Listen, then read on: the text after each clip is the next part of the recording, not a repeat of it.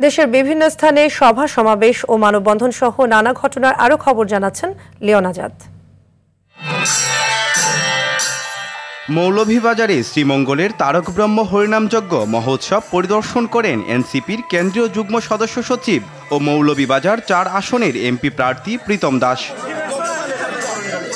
পিরোজপুরে ভূমিকম্প এবং প্রাকৃতিক দুর্যোগে করণীয় বিষয়ে জেলার অগ্নি নির্বাপন ভলান্টিয়ারদের নিয়ে এক প্রশিক্ষণ কর্মশালা অনুষ্ঠিত হয়।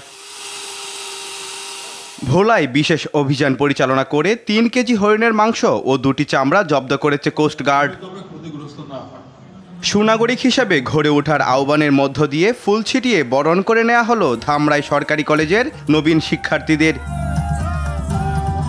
নারায়ণগঞ্জের রূপগঞ্জে সরকারি মুড়াপাড়া কলেজের নবীন বরণ অনুষ্ঠান অনুষ্ঠিত হয়েছে।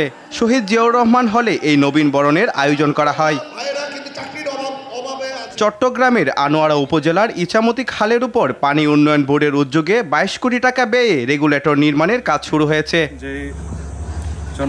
কুড়িগ্রামের নাগেশ্বরীতে সবার জন্য ১০ টাকার স্বাস্থ্যসেবা চালু করল ফুল নামের একটি স্বেচ্ছাসেবী সংগঠন। সারিয়াকান্দিতে ২০২৫-২৬ অর্থ বছরে অভ্যন্তরীণ আমন ধান চাল সংগ্রহের শুভ উদ্বোধন করা হয়েছে। যশোরের জিআই পণ্য খেজুর গুড় উৎপাদনকারী গাছিদের নিরাপদ খাদ্য বিষয়ক প্রশিক্ষণ কর্মশালা অনুষ্ঠিত হয়েছে। Leon Azad, RTV।